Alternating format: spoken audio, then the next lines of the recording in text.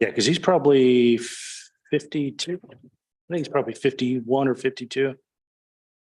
Have you guys met Lieutenant Jen Shubinashi? Yeah. Okay, I just asked her if she wanted to come just to see.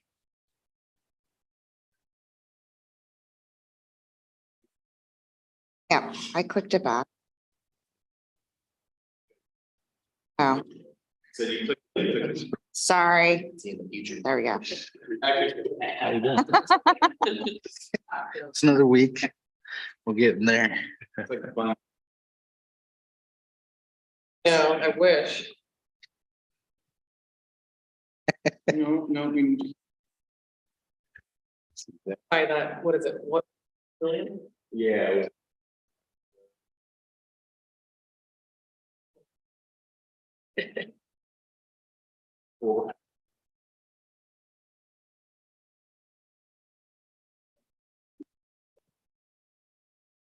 Yeah.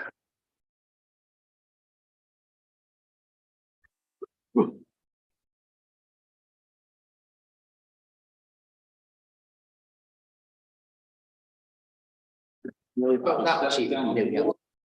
You know what? I There's- agree. I agree. Oh, yeah. Homework. See?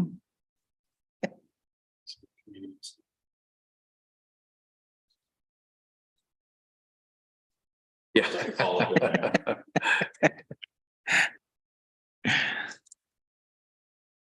It's just the oldest. He's like, I'm done. I'm like, all right. For her, quite a bit. Yeah.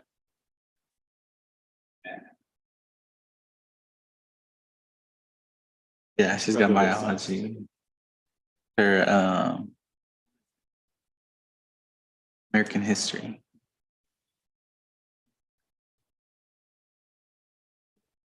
I told her that way you can just be done, like, next year if you want, so.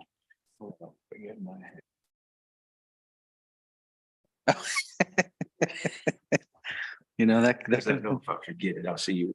that can Next happen. Meeting with my. That can happen. I got my hat on. Know where it came from. Just appeared. I don't know.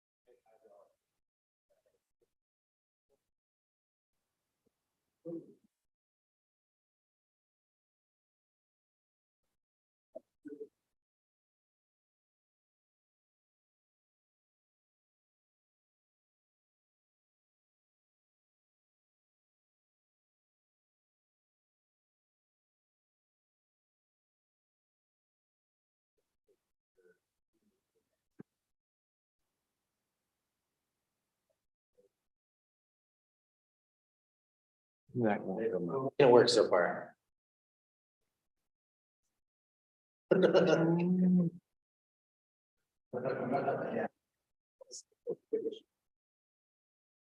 All right, it's 6 o'clock and we do have a quorum, so we'll go ahead and call the meeting to order. Sorry to interrupt you guys.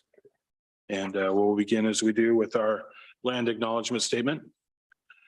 The Chinookan peoples known as the Clackamas and Cascades are the indigenous people of the land now inhabited by the city of Wood Village and other areas of the Columbia River. The village of Nechakli was located near today's Blue Lake Park. Ancestral life of these people included a seasonal round of resource gathering and stewardship from the Wapato fields and fishing areas of the Columbia River to the cedar and huckleberry gathering areas of the High Cascades. Introduced disease from early settlers dramatically reduced the number of these people. They signed the Willamette Valley Treaty of 1855 with the United States government and were forcibly removed to the Grand Ronde Indian Reservation. We thank the descendants of these tribes for being the original stewards and protectors of these lands since time immemorial. We also acknowledge the systemic policies of genocide, relocation, and assimilation that still impact many Indigenous Native American families today. We are honored by the collective work of many Native nations, leaders, and families who are demonstrating resilience, resistance, revitalization, healing, and creativity. And we are honored to be guests upon these lands. Now we'll have the Pledge of Allegiance. I pledge Allegiance to the flag of the United States of America and to the republic for which it stands, one nation, under God, indivisible, with liberty and justice for all.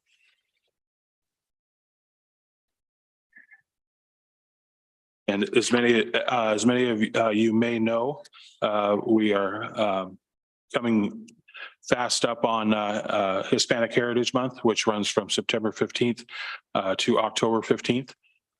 Last year, at the grand opening of this building, we had a proclamation acknowledging Hispanic Heritage Month, and we're going to make the reading of that proclamation an annual event. And I will be reading it tonight in English, and that'll be followed by Councilor Rios Campos, who will read it in Spanish. So, whereas each year, the United States observes National Hispanic Heritage Month by celebrating the culture, heritage, and countless contributions by those whose ancestors were indigenous to North America, as well as those who came from Spain, Mexico, the Caribbean, Central America, South America. And whereas what began in 1968 as Hispanic Heritage Week under President Johnson was expanded by President Reagan in 1988 to cover a 30-day period starting on September 15th and ending on October 15th. And whereas the date September 15th is significant because it is the anniversary of independence for the Latin American countries of Costa Rica, El Salvador, Guatemala, Honduras, and Nicaragua. And additionally, Mexico and Chile celebrate their Independence Days on September 16th and September 18th, respectively. And whereas National Hispanic Heritage Month is an opportunity to celebrate the rich cultural traditions and honor the significant achievements of our Hispanic, Latino, and Latinx people and communities. And whereas the Hispanic population in Wood Village is approximately 41% and represents a wide range of nationalities and backgrounds, which reflect the remarkable diversity of the American people. And whereas Hispanic people continue their rich tradition of significant and diverse contributions to the cultural, educational, and economic health and overall vitality of the city of Wood Village. Now, therefore, I, T. Scott Hardin, Mayor of the City of Wood Village, proclaim September 15 through October 15, 2022 as Hispanic Heritage Month, and encourage all residents to celebrate the heritage and achievements of Hispanic, Latino, and Latinx Americans and recognize their contributions to our nation and our city. And this is proclaimed and sealed on this, the 13th day of September 2022 in the city of Wood Village. Councilor Rios Campos. Considerando que cada año los Estados Unidos celebra el Mes Nacional de la Hispanidad, celebrando la cultura, la herencia y los innumerables contribuciones de aquellos antepasados que eran indígenas de América del Norte, así como de aquellos que vivieron en España, México, el Caribe, América Central y América del Sur. Y así considerando que cualquier comienzo, el cual comenzó en 1968, cuando la Semana de la Herencia Hispana bajo el presidente Johnson fue amplificado por el presidente Reagan en 1988 para cubrir un periodo de 30 días, comenzando el 15 de septiembre y terminando el 15 de octubre. Y considerando que la fecha del 15 de septiembre es significativo para que el aniversario de la independencia para los países latinoamericanos de Costa Rica, El Salvador, Guatemala, Honduras y Nicaragua. Además, México y Chile celebran sus días de independencia el 16 y el 18 de septiembre respectivamente. Y considerando que el mes nacional de la herencia hispana es una oportunidad para celebrar la rica tradición cultural y honorar los logros significantes de nuestro pueblo y comunidad hispana, latinas y latinex, y considerando que la población hispana en Wood Village es de aproximadamente el 41% y representa una amplia gama de nacionalidades y orígenes que reflejan la notabilidad diversidad del pueblo estadounidense. Y considerando que el pueblo hispano continúa su rica tradición de contribuciones significativas y diversidades a la vitalidad, cultura educativa, económicamente de la salud y general de la ciudad de Wood Village. Ahora, por tanto, yo, T. Scott Hardin, alcalde de la ciudad de Wood Village, proclama del 15 de septiembre al 15 de octubre del 2022 como el mes de la herencia hispana, y al tanto a todos los residentes a celebrar la herencia y los logros de los hispanos, latinos y latinoamericanos en reconocimiento sus contribuciones a nuestra nación y ciudad. Proclamado, firmado y sellado este 13 de septiembre del 2020 en la ciudad de Wood Village. Thank you, Counselor. And I've got us a little bit out of order here. We'll open the floor for citizen comment on non-agenda items. There were no citizen comments submitted in advance of the meeting. Thank you, Greg. We'll close the floor then, and we'll have Chief Hackla come up for the monthly safety report. Thank you, Mayor, City Council. Appreciate you guys having me again tonight. Feels like it's been a while since I've seen everyone. So we'll start off with the activity report for Wood Village for the month of August. Most of the numbers are pretty consistent from the previous month. However, starting with thefts, you'll notice that thefts were up pretty significantly from the previous month. However, they're actually a couple lower than August of last year. But there was a significant increase. I don't know if those are thefts from stores or thefts from homes or where those thefts occur. But they're on par from previous Augusts.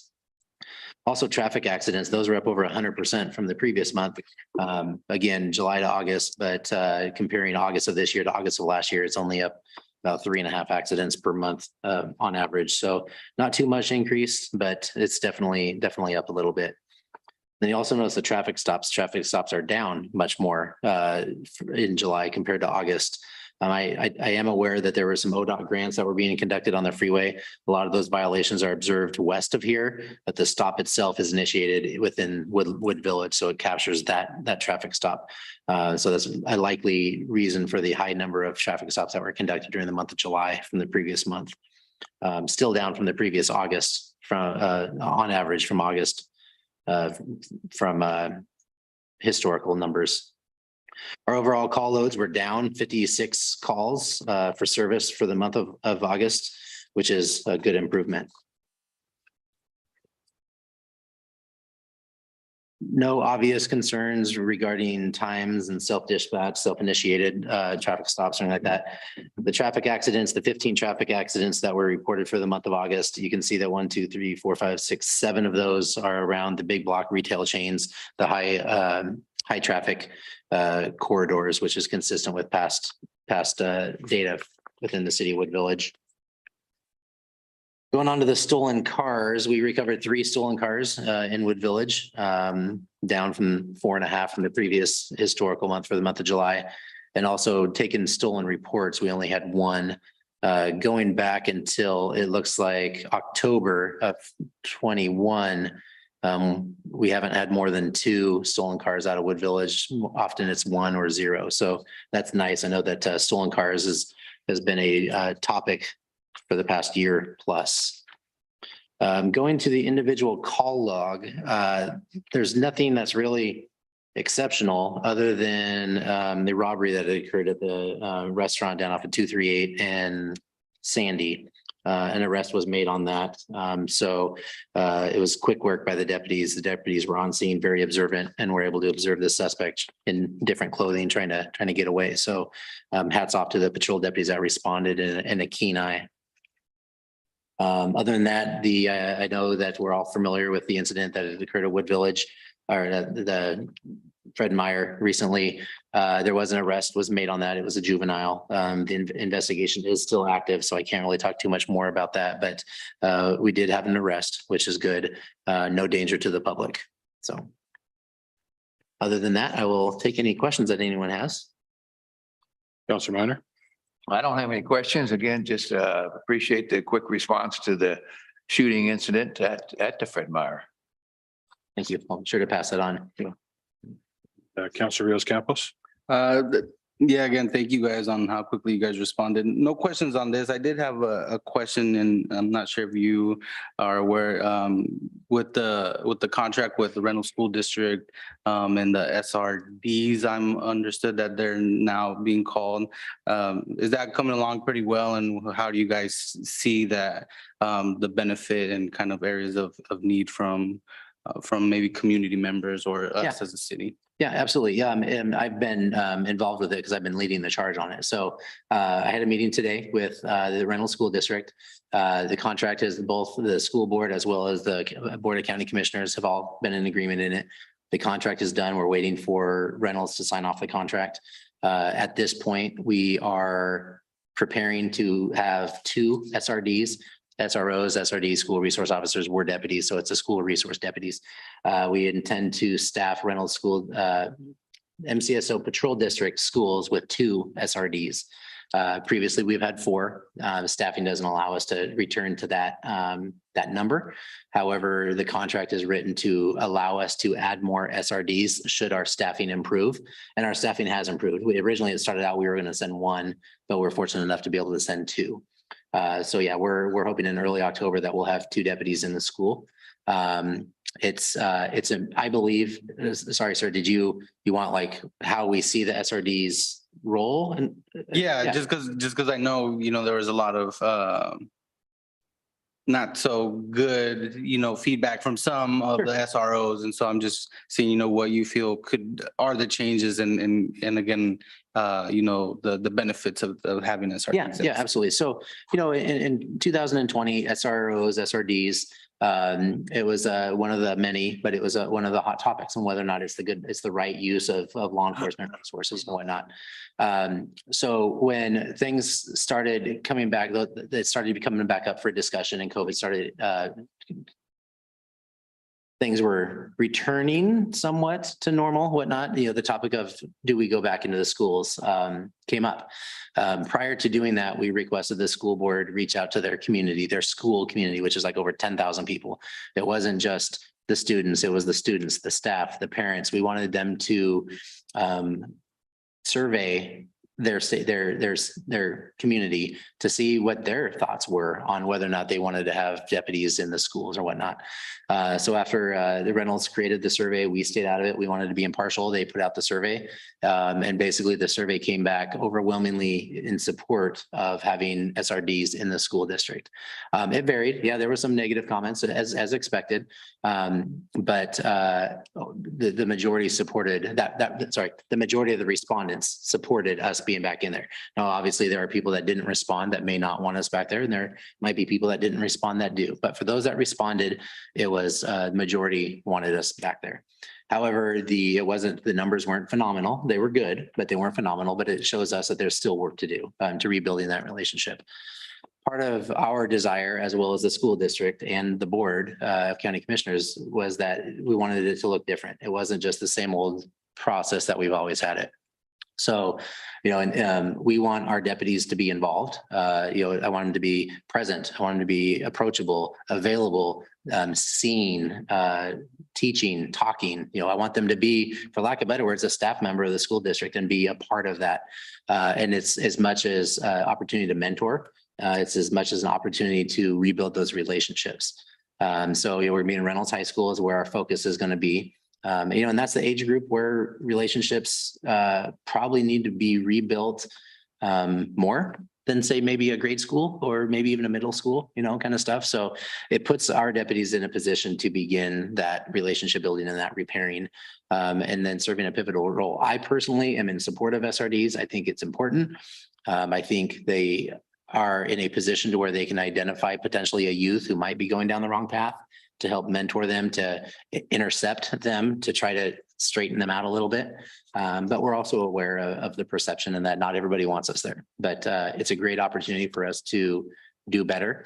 And our hope is as staffing increases that we can get 2 additional deputies in there, because the 2 deputies are going to have a lot of work. So it would be nice to get more bodies in there, but we need more bodies. So. Thank you. Yeah. Mayor, can I follow up with that? Thanks for that question, because I wasn't aware of the that there were that the school resource deputies were pulled from the school. And I'm going to speak from my experience in the education business for about 35 years and spending a lot of time in high schools. I would absolutely, just as a citizen, support school resource deputies in our schools to make those safer places. I appreciate what you've said tonight, though, is that you use COVID and the budget and COVID to do a reset, it sounds like. Yeah. And going out to the community for a survey is, to me,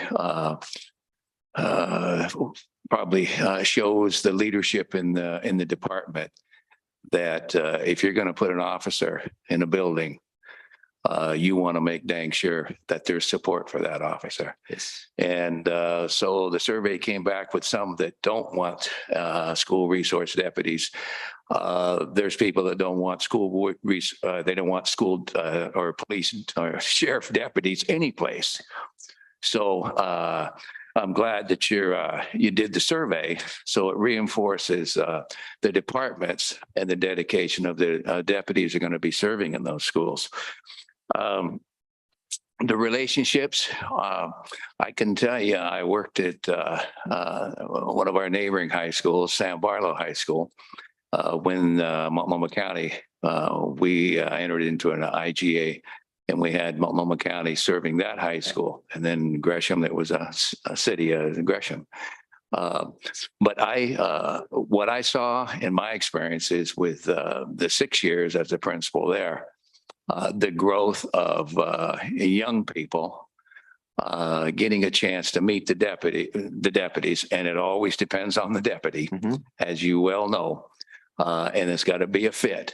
But I suspect that you are being very using your experience and your understanding of what that role entails. Not all deputies want to do it. Not all deputies can do it. But the right deputy in a high school can absolutely create a safer environment, and also a place that young people have an opportunity to see that deputy in a different light. So I'm really pleased and appreciate the counselor's question there, because I was not aware of that, but I've watched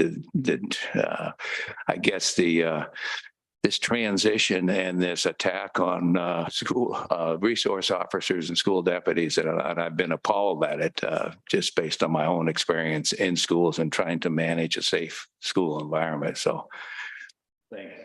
Yeah, absolutely, sir. And I think you hit the nail on the head. Is the SRO role, the SRD role, is not a role that you want to force somebody into because you have to fill it and nobody wants to do it. That's like a recipe for disaster.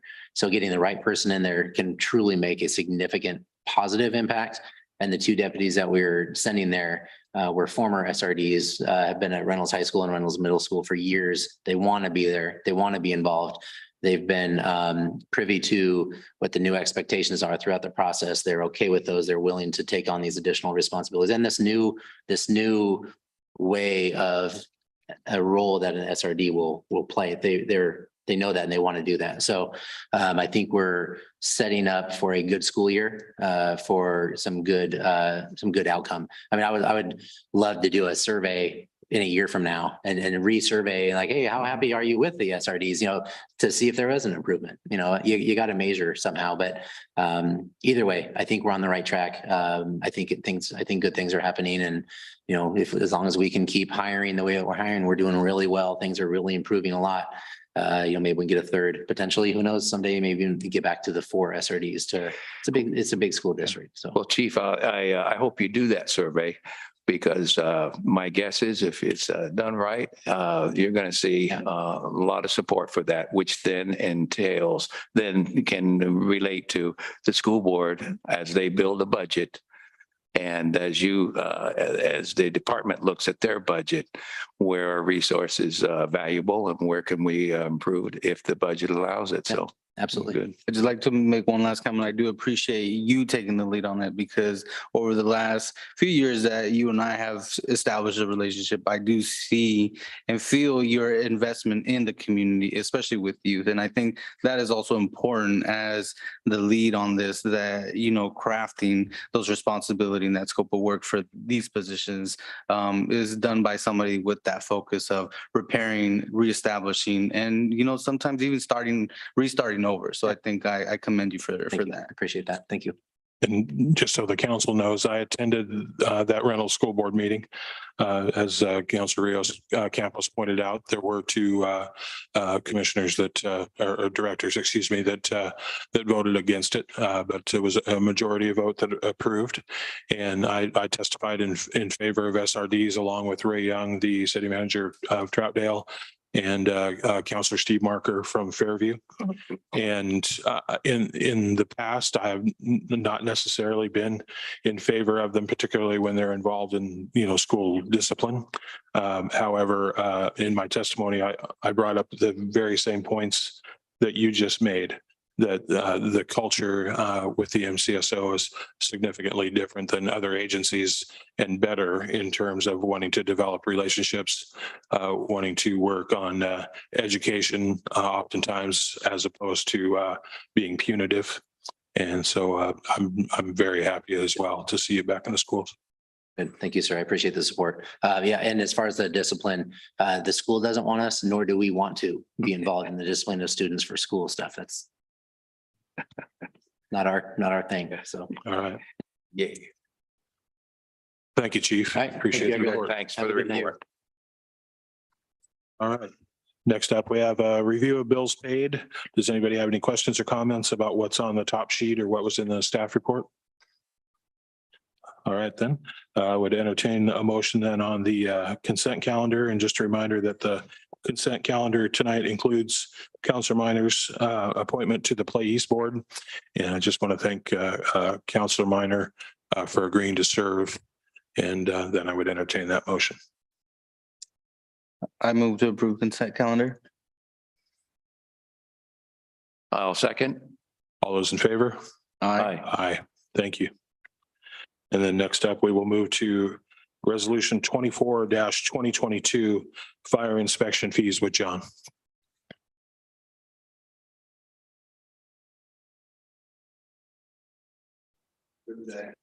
F5. That's right. Yeah, F5. F5. Yep. So help me out on that one.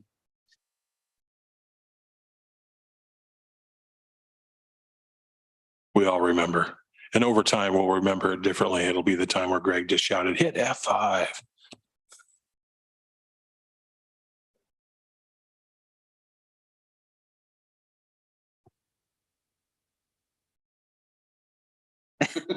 Push that up here. Minimize that window. There we go. All right. Good evening, Mayor, City Councilors. I'm here to present Resolution 24-2022. In your packet, you should have had a staff report, a resolution, and some supporting documents.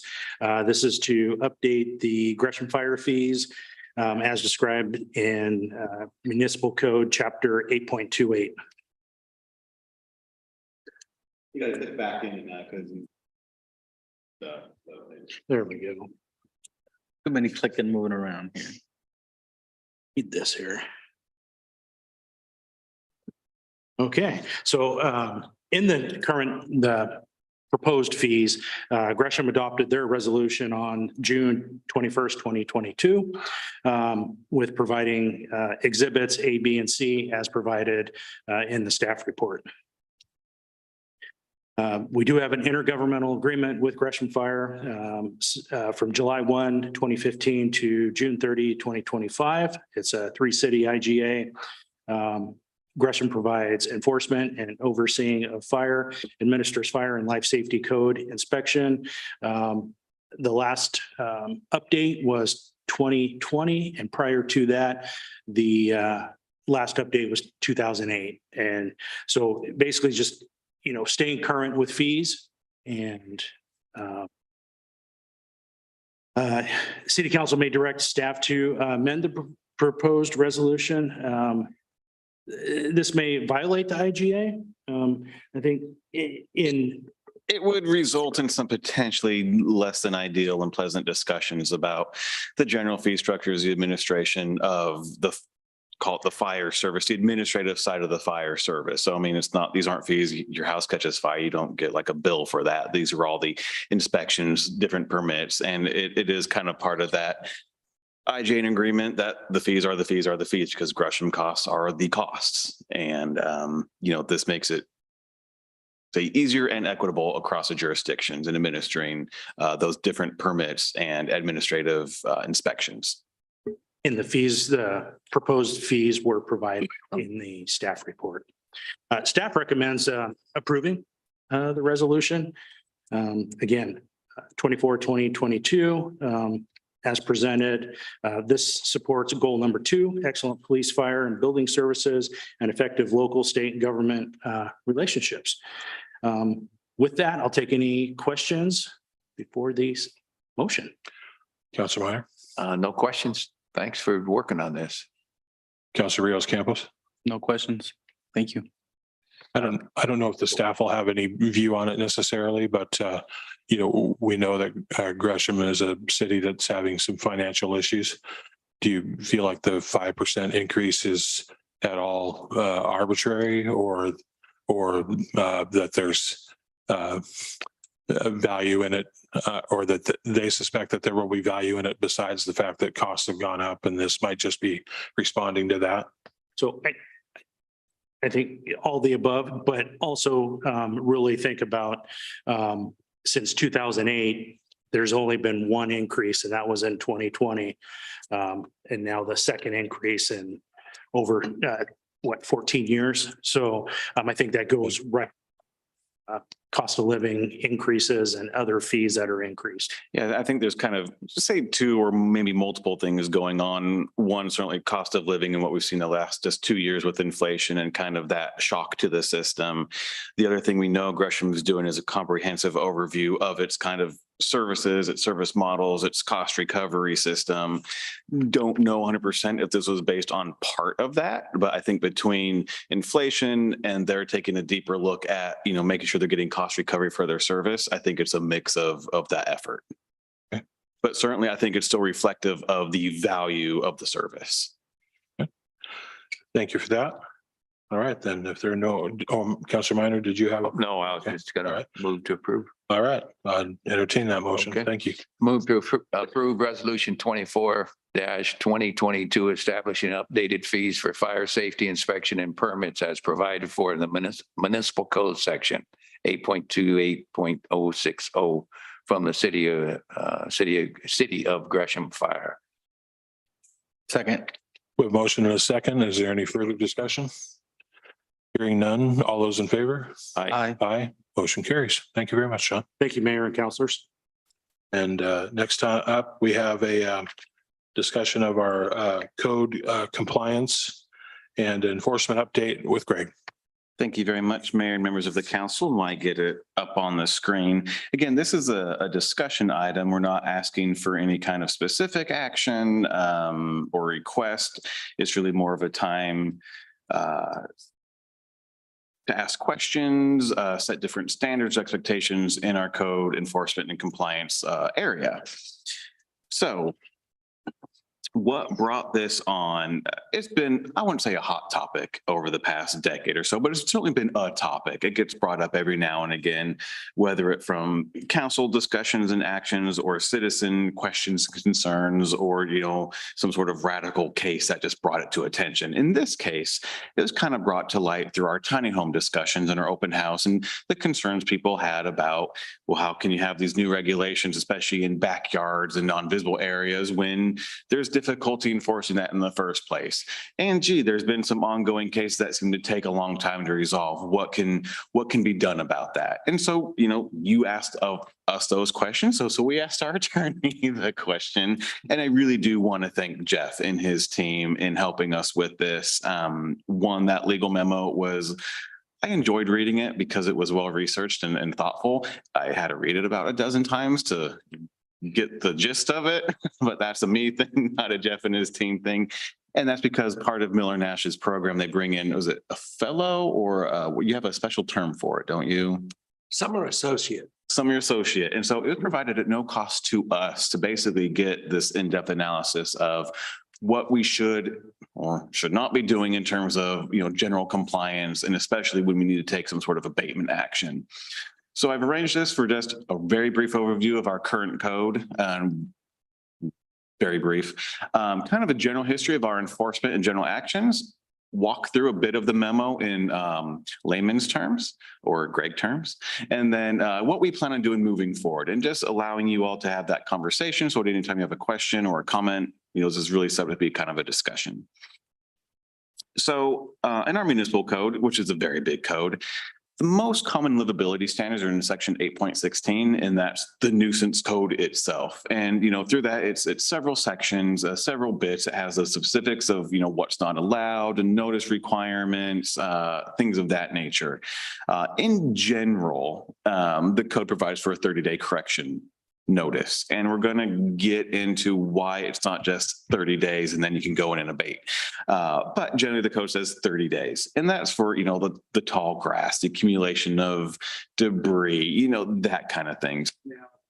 To like graffiti, which is another big one, or parking violations, which is the other. That's in a different section, and they have kind of their own notice or own abatement timeline. So example, graffiti is 10 days, and that's based on rapid removal of it, because if you remove it quickly, there's less likely of reoccurrence. And in general, most of the graffitis on a, we'll call it public property or public right of way, so we just remove it anyway.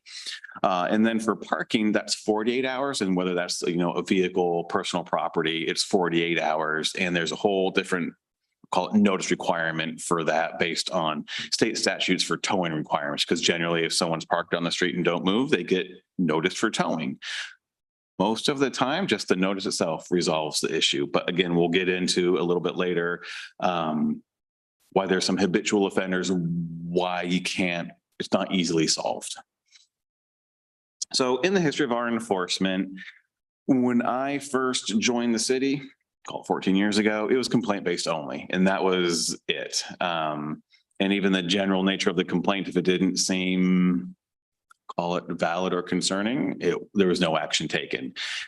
And then it's moved into, you know, still complaint based, but, you know, some follow up, verification, enforcement, and then kind of is more based on staff load and staff capacity for active enforcement. It's something that we tried to move to, I'll call it 5 or 6 years ago, to really more of a, you know, active role plus complaint based.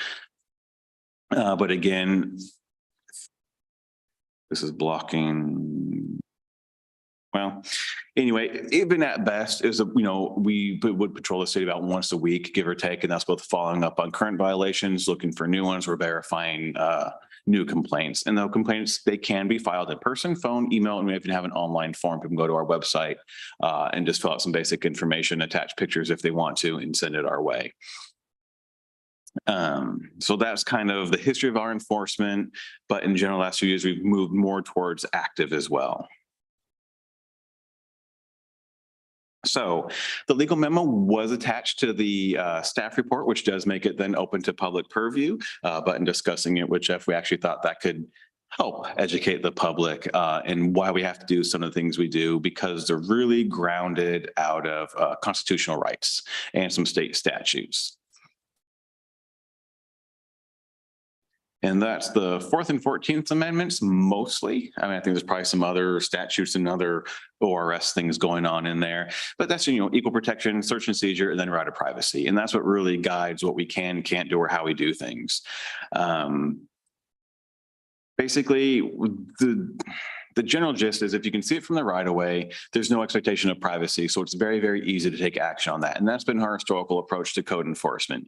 You hear other cities or other jurisdictions, especially maybe in other states, that take a broad action on a property.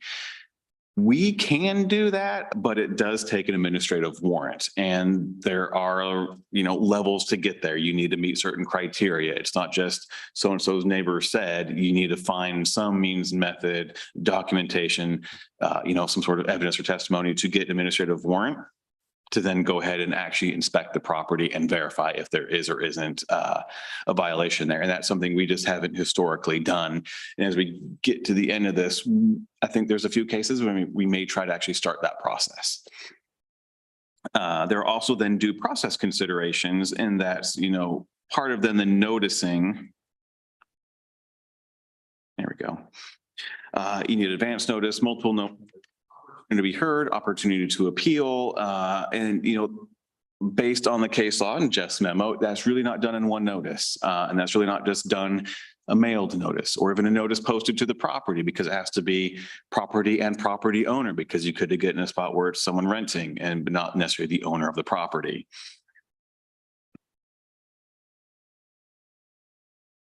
And so that's where we get into here. Greg, I don't want to I know you're maybe want questions, but can you go back to that last one? I wasn't tracking this. Due process considerations. Due process considerations for the administrative warrant, or due process considerations for Violations. For violations. This is for the, so even if, let's just say there's tall grass in the front yard. Okay. And we contact the property owner, maybe send a letter, they have a right to be heard and even a right to appeal our issuance of this as a violation. Okay. That's what So yeah, so it's due process for the violation. And the due process will vary depending upon how you're able to reach that person. Or and I don't know if everyone read the legal memo, but there was the case where I think they sent 5 separate notices, and it was still found to be in violation of that because the property owner themselves hadn't been directly notified. Yeah, okay. There was another one where they mailed a bunch of notices. No, it was they posted the property even, but was found in violation because the property was vacant and have an opportunity to respond. And, I really don't want to put the city in the spot where we're getting sued for trying to clean things up. I mean, I may take a very conservative approach in that regard. It's also, I think, trying to find that right balance. So in doing the notice requirements, property and property owner, probably also best is, fine, you mailed it to both. You should probably post a property too, which we do in some cases. Needs to contain all that information about their right to appeal, the specific violation, their rights, and then multiple opportunities to receive a notice. And that's where when we get into kind of what we do, that's why we do multiple notices to try to fulfill that requirement or that test. Have we given the responsible party enough notice, enough opportunity to respond? If then we need to go abate it. So we've given notice, we've got an opportunity to respond, time for correction, and nothing happens. For us to abate it, we need to make sure that's in their notice that, if you don't respond, we have the right to abate it. And, with those costs, put on a lien or otherwise collected, et cetera. Generally, whether it's, accessible from the right of way or not, probably ought to get administrative warrant to actually abate it. That's certainly a case if say there's a collection of, we'll call it junk. One person's junk is another person's personal property. Got to get administrative warrant to clear it out.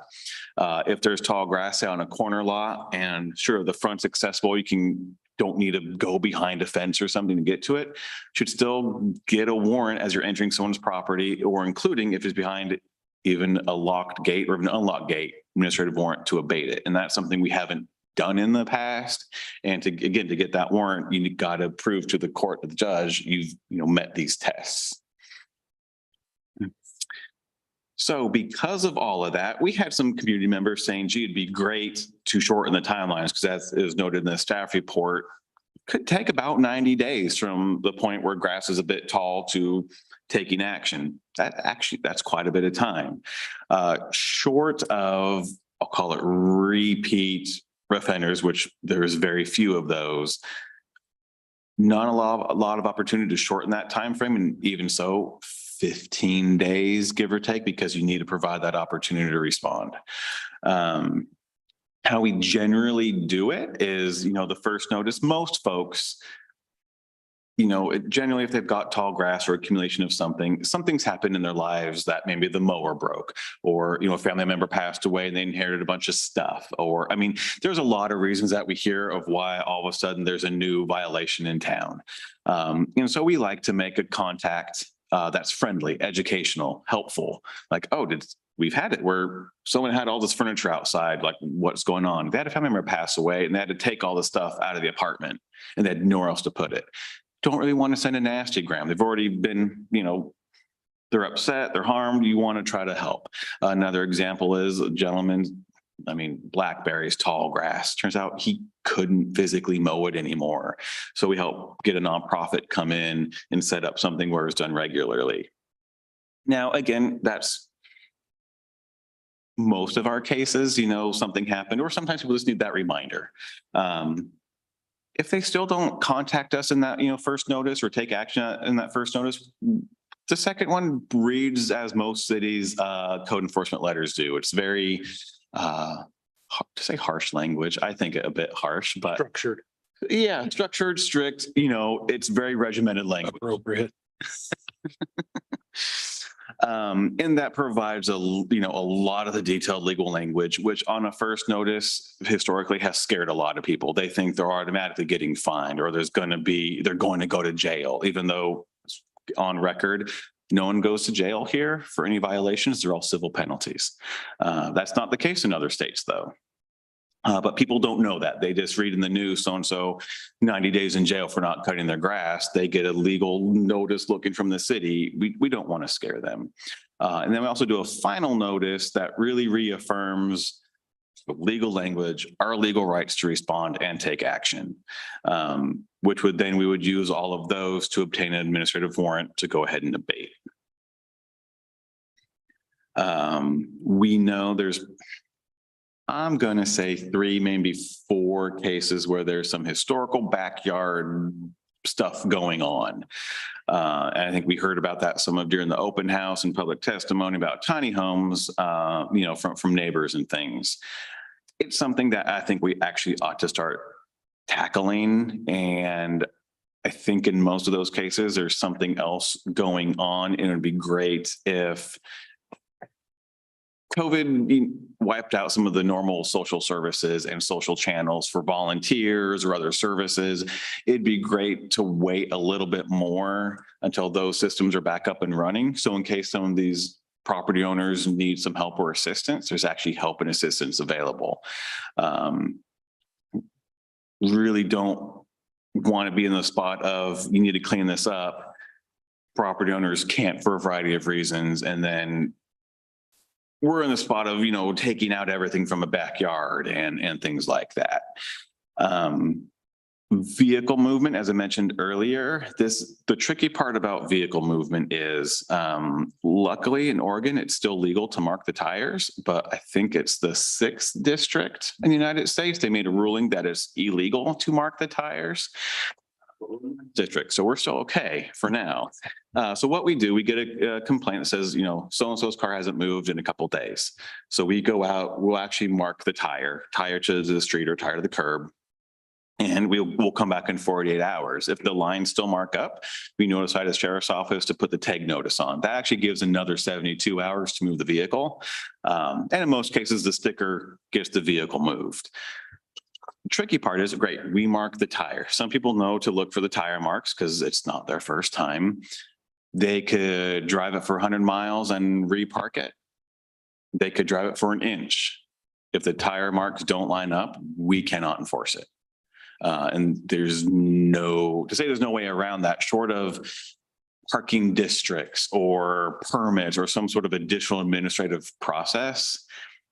That's a really difficult one to enforce. And in terms of adding, call it administrative process, how do you want to spend the time we have? I have You a know- question on that. Is Yeah. that also run true on county roads? Yes. County roads, because we know we have issues on Halsey. We have issues in the original village. We have issues in the upper village. We have issues in Riverwood. I would say most of the complaints come from Riverwood, and you get it. There, on-street parking there is at a premium. There's only so many areas with the driveways the way they are and things, and you get multi-generational households, kids of driving age. It doesn't take much for a driveway to overfill. Well, and I think that it dates all the way back to Chief Deputy Gates. But I remember in one public safety report where we were talking about parking down on Sandy east of 238th. And he said at that point in time that the county actually doesn't tow anymore. They still tow. We've had Yeah. cars towed. Good. Yeah, We Hol- have, if it's within city limits, Mhm. Yeah. we do provide Chief Hokala and his team with information. And like Greg said, then they go out, verify that, yes, it's still there, and they post it. And then what is it, 72, I think 48? I think it's 78 hours. I Yeah. think. Yeah. And then it's towed. And just recently, we've had a few towed. Mhm. Good. Or at least some removed and they haven't come back. So I mean, it works both ways. We have the habitual, unfortunately, because either they've have a lot of vehicles for whatever reason, and they just kind of play the shuffle game. But we also have a lot of success in getting vehicles that shouldn't just be stored on the street, not stored on the street. And then now that we have Mary on board and now Caroline, it's a joint effort in both doing more proactive enforcement, but also a lot of outfront education and outreach and developing actual useful materials to use ahead of violations. So especially come springtime, when we get a lot of tall grass, being proactive and encouraging people to mow their lawns, check in on their neighbors if they need help mowing their lawns, or even potentially providing, here's some place that maybe will help you if you can't mow your lawn or take care of your vegetation. So we kind of want to be that place where this is the standard and here's some options to help meet that standard. We don't always want to throw down the hammer. And I think it's time to actually throw down the hammer in some few select cases that have been ongoing for some time. And, you know, as John put out, I think in his last director's report, you know, there are a lot of code cases. And I think the bulk are vegetation and vehicles. We don't have a lot of the overt junk in the front yards anymore. I think our cleanup days have really helped with that. And that's also, it's another nice one, springtime, you know, hey, we've got this cleanup event, make sure you come and take your stuff. And that's another good resource. So that's a general overview of kind of the legal framework, what we've done historically and what we plan to do. We still plan to be, I'm going to call it helpful, especially for non-repeat offenders, and a little more heavy-handed with the repeat. They know the expectation. They know it's required of them. We're asking for kind of some bare minimum. You live in a community, there's a bare minimum standard. You need to meet that with everyone else. Any questions for Greg, Councilman? Yeah, one, I've had this on my mind. So I really, it's timely, for me anyway. So I appreciate you putting this together. And I'm going to need to get a packet because I couldn't print our packet so I'd like to get that packet. So I have this reference here. So first off, thanks, that this, is on the agenda.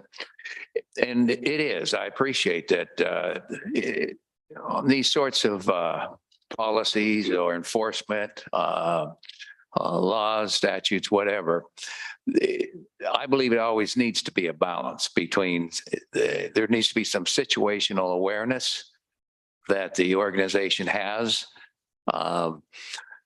And there needs to be, at times, as you said, the hammer needs to drop. There needs to be accountability and there needs to be enforcement. I think all citizens appreciate that. Well, most citizens appreciate enforcement of the law.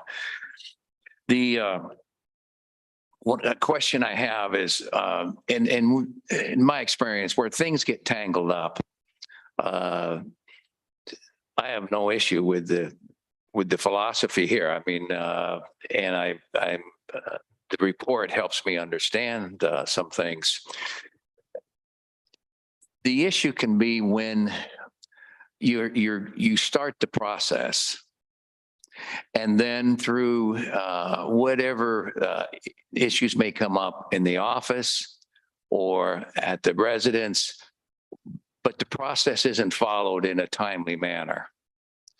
And my question is, are we able to, if we start a process through the staff we have, and we've had some turnover, are we able to move through the process in a timely manner, adhering to statute for 30 days and following the statute? Nobody wants to get sued over tall grass.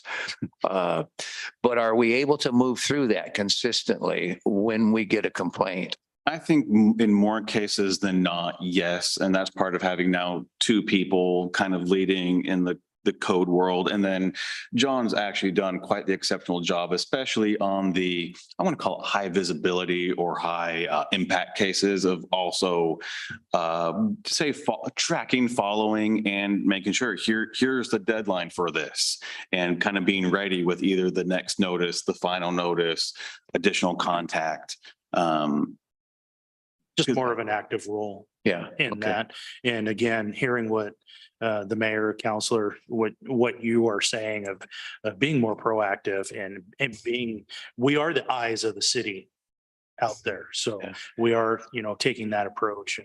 And so it's not just one person. It's, I'm taking a more of an active role. Trying to make it Field a also. team as well. So it's Yeah. not just one person, Sure. a Okay. team aspect. Let Not to me, say something might drop by a day or two to base, an issue at the office or holiday or weekend, but in general, I actually Sure. think more often than not, we'd hit the. well, let's walk through a real example that I've had, and I've asked about it. And on the corner of Wood Village Boulevard and Arata Road. We've had a vehicle, 2, 3, there, not a vehicle, RVs.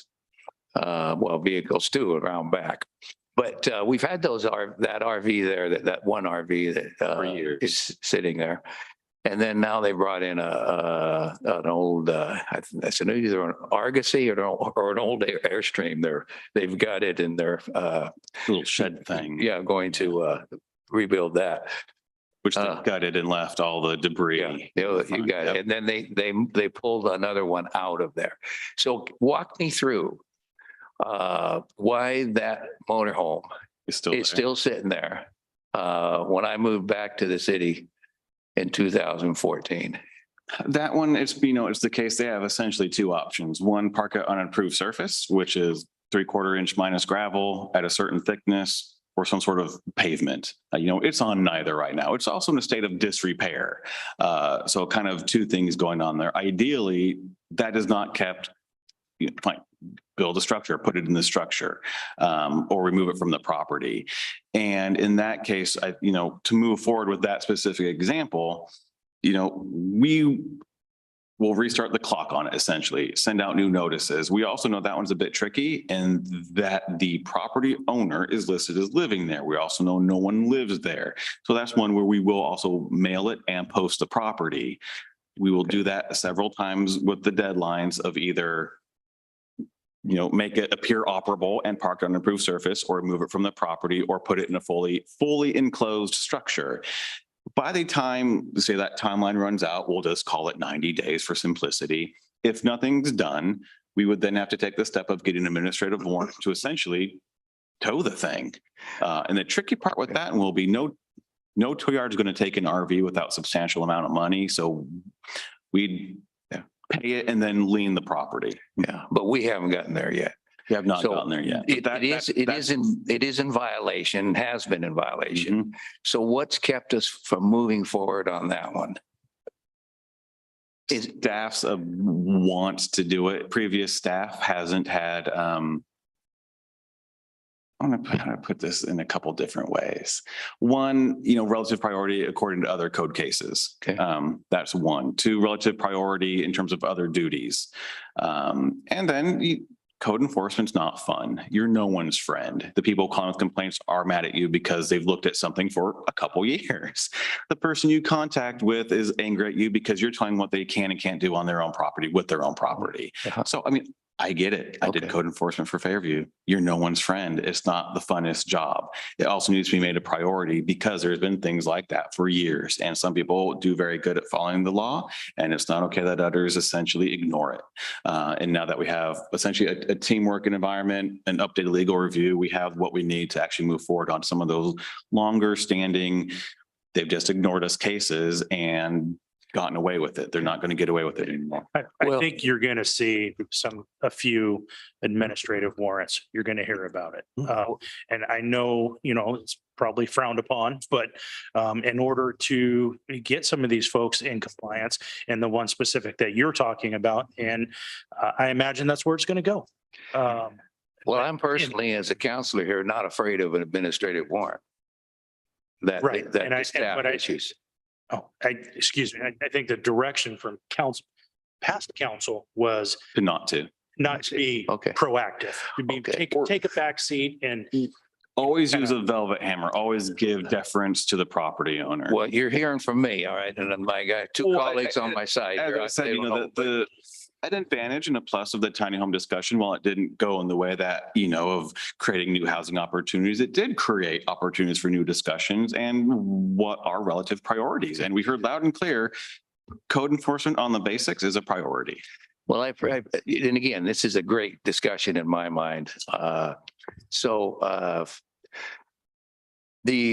understand now a little bit of the history of why that particular monument has been there for That's a good term for a monument. whatever. A monument of the success of our and- program.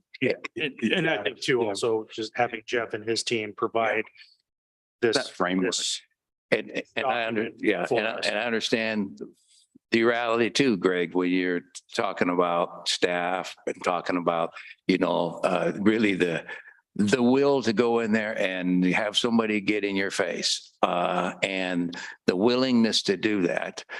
That's hard. I certainly get that too. The ability to track and be sure that if you start the process, you got a timeline that you're going to follow through. And I think really it's so important in this case, at that particular site, not just because I live 2 doors down, but that sends a message. If it's like a flashing neon sign in my mind that you don't have to, you can park anything you want on your yards. And we know that's not the case, but I think if it takes one, then we need to do it. And if it takes 2, we need to do it on those long standing. Mhm. And I would guess this property owner understands full well that they just keep ignoring And and nothing happens. nothing's going to happen. And I think that has to change. The fact is, it needs to change if think- we're going to. I Move think we're there with, like I said, the information that Jeff and his team provided us. Yeah. I think it also gives us the confidence to then know what we need to do to be successful in getting the warrant to then actually take action. Yeah, I think And that's been a missing piece, I think also. Well, and I've been on No, council since I'm not. 2011 and it's come up before. And your predecessor had no, I think even if he were given this information, he'd deny there was a timeline. And it was always his default position to keep giving people chances. The situation with Counselor Minor, the person that's 3 doors down is going to be happy as well, and 4 doors down and so forth and so on. Everyone who travels that intersection. And I think that there's other ways to look at that one, because while one trailer has become monument style, other trailers have come through there. Mhm. They've been torn down, they've been repaired. Mhm. I'd bet you $100 right now that they were sold, and he doesn't have a business license. And vehicle repair is not allowed in that zone. So, I mean, this is one where code enforcement was like the last chance for gas. He should have been kicked out of there a long time ago. There should have been an investigation into where those motorhomes were going to once they came in, even if we had to surveil them to see if there was a cash transaction that occurred in the driveway. And so, I mean, that one's just beyond the pale, and I'm disappointed that we have to start over. You know, I think, you know, we should probably, you know, go set fire to it day after tomorrow. We have a direction. Well, based on the legal clear. memo, if it wasn't declared an emergency a year ago or 2 years ago, it doesn't make an emergency tomorrow. Right. No, But we can, Yeah, we'll yeah. certainly not send the friendly first notice. right. And I think that unless I read it wrong, it seems like that most of the timeline behind the 30-day corrective window is pretty much set in stone by the Supreme Court precedent or the court precedents that were cited in the memo. But the 30 days is flexible. And we could give 30 days to tall grass, but 10 days to a derelict vehicle. And 10 days would be the minimum because they have 10 days to respond for the right of appeal. And so I Yeah. feel comfortable more like 15, But there's not 10 days to respond for right of appeal comes after the 30 days of opportunity to correct it, right? That'd be on the second notice. If the first notice gives 30 days, you could reduce it for the second notice. Okay. But no less than 10 days. But we could say, you know, 30 days and then 15 days or And then 30 days and and then then 30 kind of the days on final tall 10. grass. But we could also say, you know, 10 and 10 on a derelict vehicle. And then I do like the fact that, you know, you want to be the place and that you want to be the people.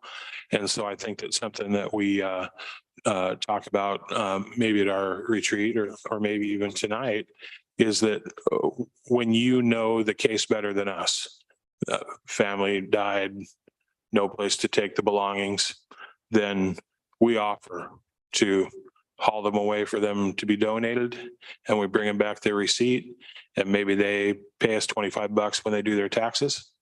Or, you know, we offer to tow the vehicle as a donation to the, you know, the charity of their choice. And, you know, maybe again, $25 when they do their taxes. Or, you know, maybe we just, you know, point out to them the costs that we would be involved in having it be, you know, this protracted issue and say, you know, give us $20 right now and we'll take it to the dump for you. With that furniture example, or with that, you know, washing machine just broke down or computer just broke down. I can understand why people would have electronics pile on their porch when it costs you $40 to recycle a computer monitor or a TV. And, you know, maybe we set up a program in the next fiscal where we budget some dollars to take care of that for people. So we can still be the place and we can still be the people, but the stuff doesn't sit in their front yard for 90 days. I want to just tack on to that too. And that is, that's the compassion piece.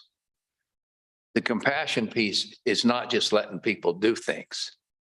You can have empathy and compassion, but you help them get to the place that we need to have those.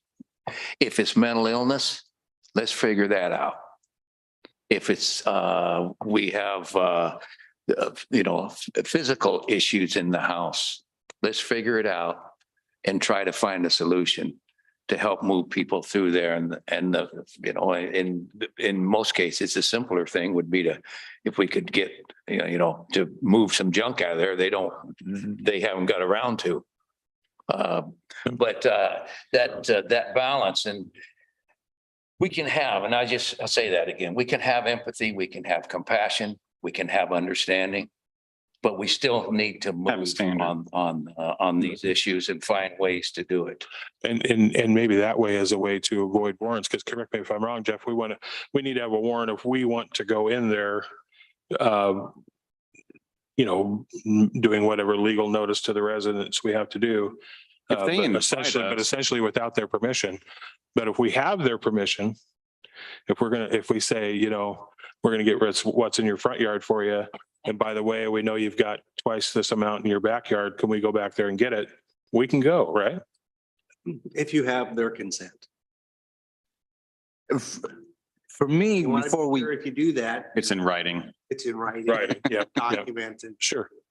for me, before we kind of consider that approach where we're stacking more on staff to do time and things like that of removal. It wouldn't be, we would have other contractors or nonprofits or something do the work because our utility crews.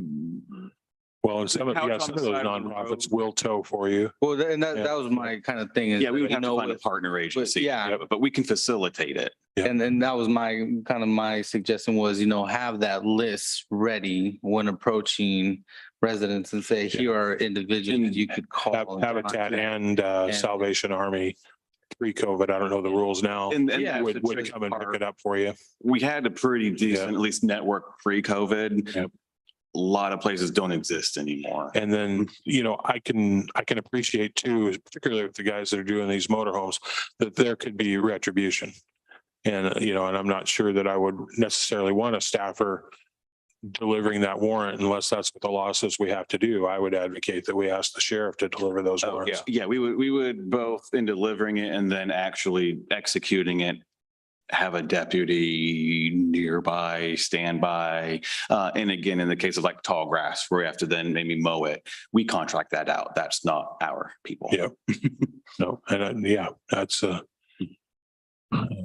Which actually makes it easier too, because then we take the invoice, we pay the invoice, and then we take that amount to the county, file as a lien on the property.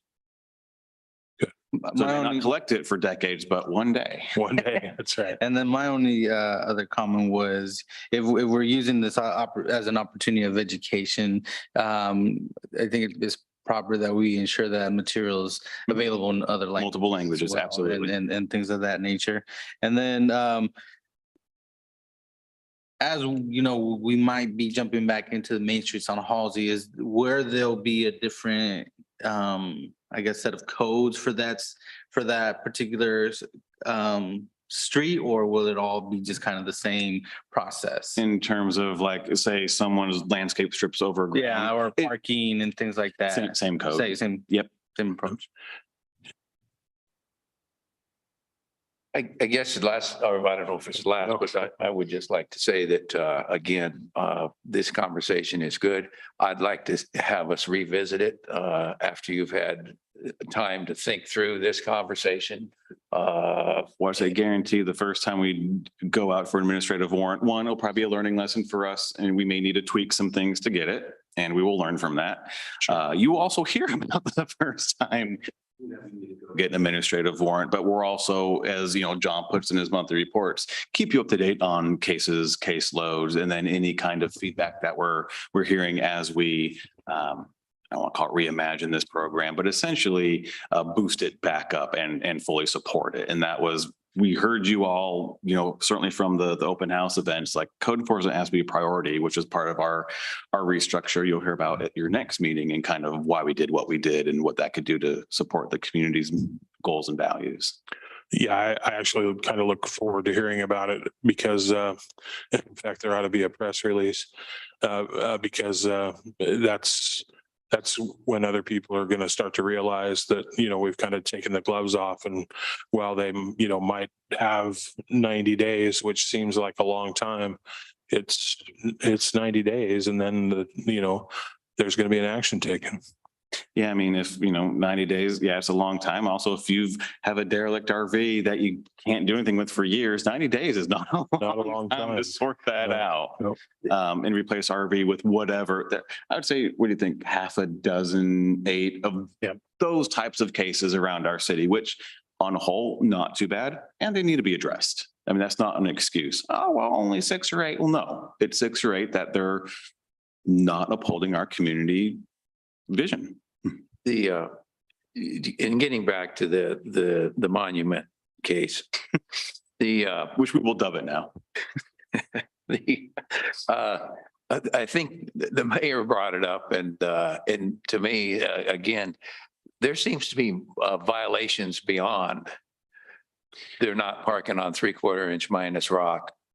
There's some And- other, and and we've had those discussions, I'll call it intermittent business dealings. Yeah, There's a couple okay. of homes that, I'll call it, they're scrappers, for lack of a better word. They bring in some stuff, maybe they dismantle it in a garage or out of view area, and then it goes away. Those are really hard because it's not necessarily, we know that's how there is a source of income for the household. It's not necessarily a business. And depending on how maybe they're dismantling, maybe most things don't actually come back to the home. Maybe it's just a truckload and the truckload leaves the next day. Those ones are going to be harder. We've had some cases where there were auto sales going out of homes, and in that one you track it back through.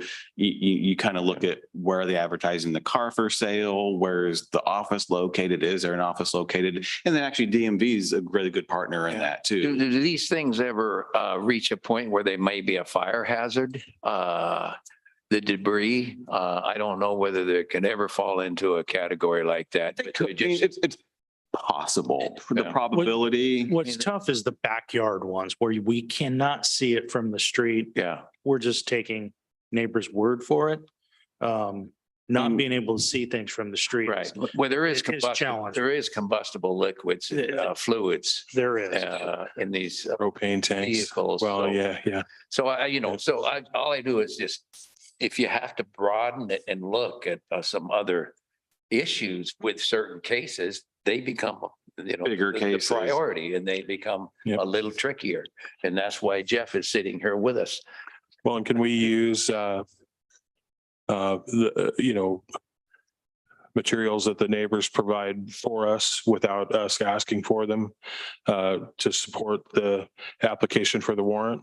Oh, yes. Like the woman that, brought the Brought the pictures of the motorhome and, that thing's got, mildew and moss on it in the pictures, Overgrown. Yeah, it blackberry. moves less than I do, clearly. And so it's, That is one of our special cases. Yep. It's also one of the ones that will probably need or would benefit from a backside social service or a social support service. There's a lot to unpack there. In the meantime, though, could there be at least clear up the vegetation, make it appear operable? Absolutely.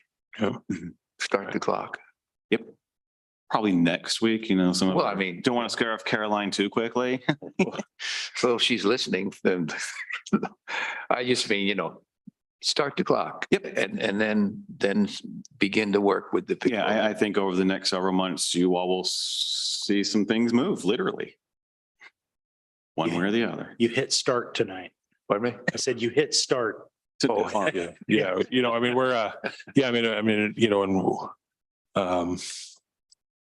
clearly we're not trying to, make it harder, for you guys. And the last thing we want is somebody at the, help and information, station, putting staff on blast. Oh, we get that anyway.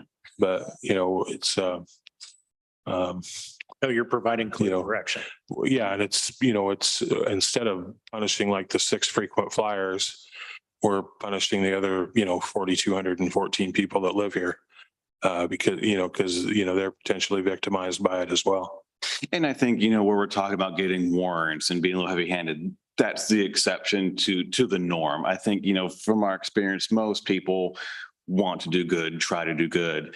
Generally just something happens, mower breaks, someone's sick, usually generally good excuses. And then they get, whether we have to help or they get, they can get back on track pretty easily. Is it kind of non-optimal for a few weeks? Yeah.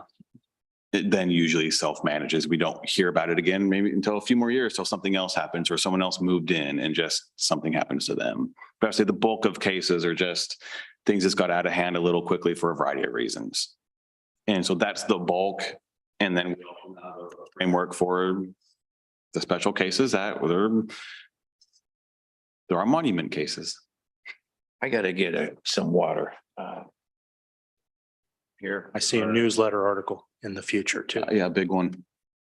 Thank you, Greg. Ye all be warned. I think we'll write it in pirate language.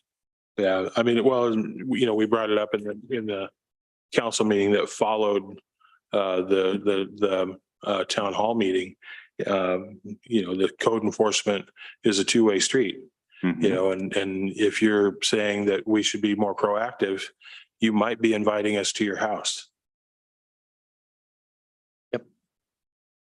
That's, All right. that's how it goes. Yep.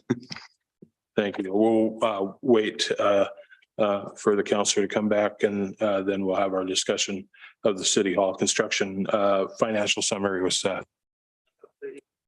Oh, it's play first? Okay, I mean, we don't have to. but- well, let's definitely wait for him to come back then, Right on time too, 7:15. because because we're short people tonight. Yeah.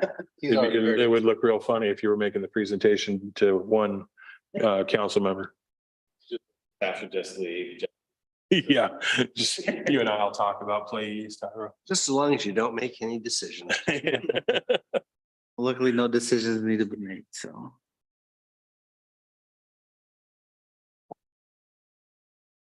I take my glasses off, to read the land acknowledgement statement, and I took them off to read the proclamation. It's clear tonight. I should also take them off to read the agenda.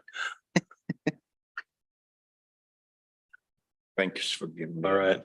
Well, I'm sorry about being premature there, Seth. Instead, we will invite Councilor Rios Campos to the dais in his role as the staff director for the Play East program to give us an update. I will thank you, Mayor and Council. Tonight we'll be sharing a Play East mid-annual report and share where we are at. I will be covering these 6 items this evening and answering questions you may have at the end. We need to put that mic a little closer to him. There, okay, thank you. During the winter term, we offered 9 classes and we're able to serve a total of 111 participants. 6 out of the 9 classes were at max capacity and the other 3 falling not too far behind.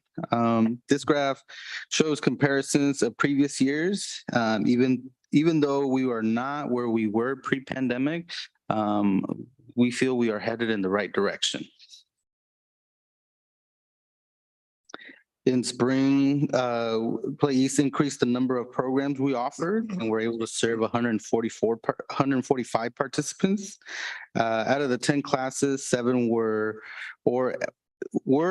near to max capacity. In the spring, we were able to, with some of the COVID restrictions lifted, we were also able to increase the size of participants we were able to enroll in our outdoor programs. So allowing anywhere from 5 to 10 participants increase in our basketball and soccer program. Iro, could I ask one question while we're here? Is it possible that 2017 and 18 numbers and then also 18 and 19 numbers on some of these graphs might be a little higher than they actually were based on drop-in programs that we had at the time, or are these just paid registrations? There's some of that as well. I know, I do know in the spring of 2018, 2019, we were able to offer 2 sessions in that term.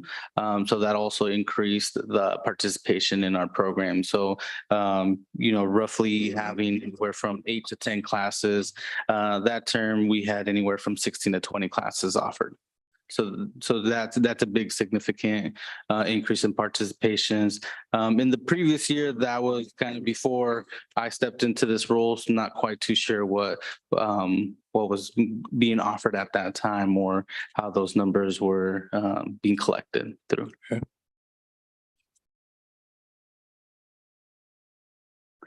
As we look at registration revenue over the years by quarter, we have done remarkably well, with this year being our best so far.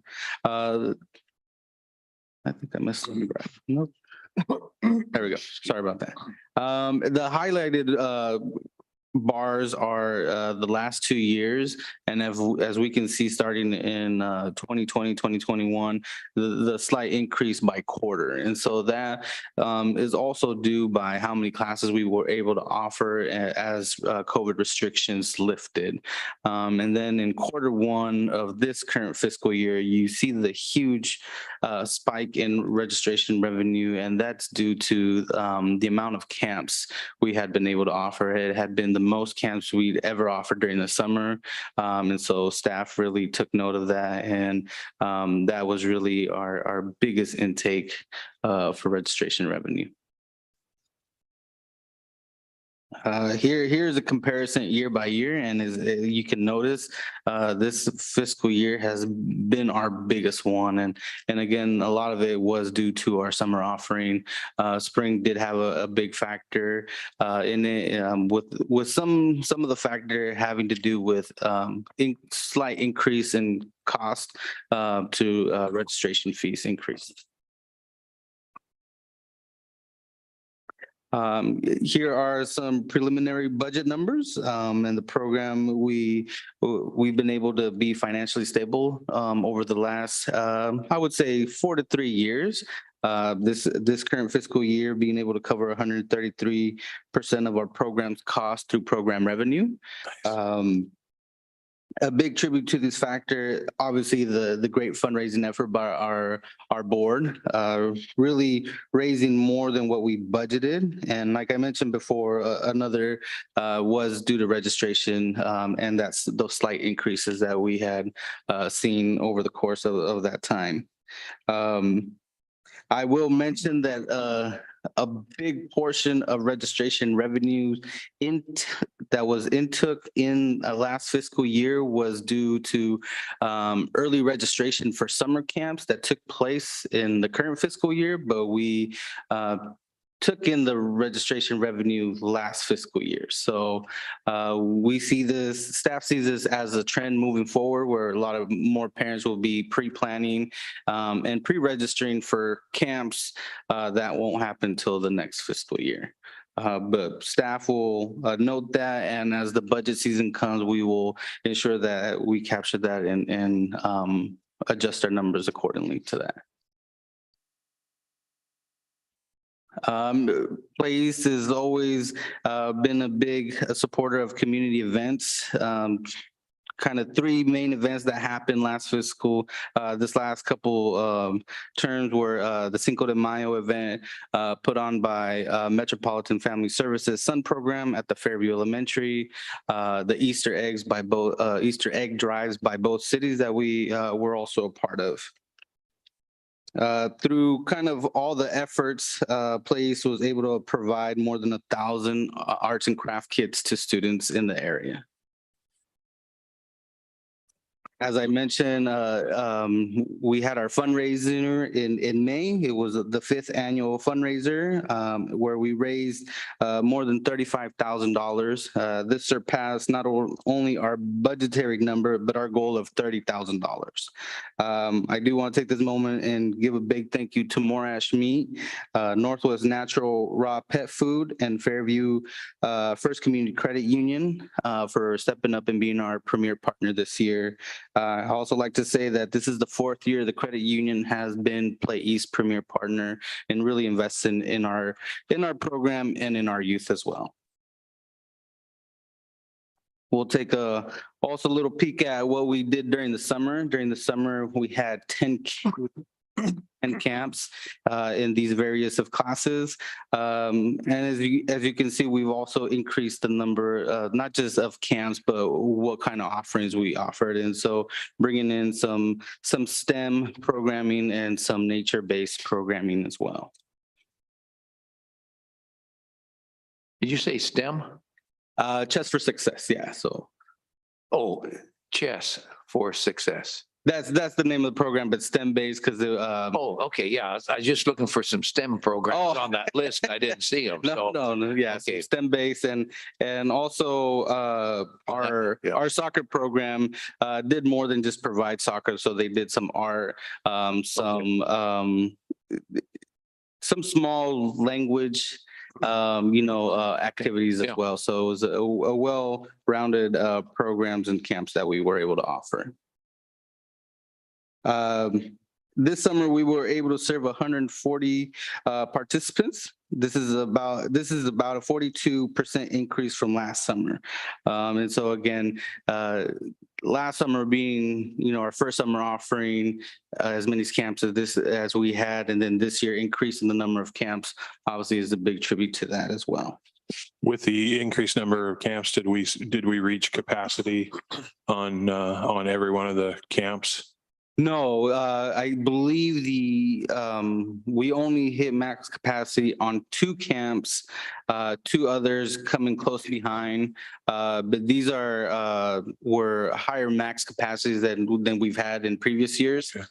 So other previous years, we've capped out at either 10, 16 participants. This time, most of our camps were capped out at 20. So with 2 of them maxing out at 20 with a wait list, a third one coming in at 16. I think our smallest class we had was about 5 participants, but most of them were in the upper tens, closer teens for registration. Okay.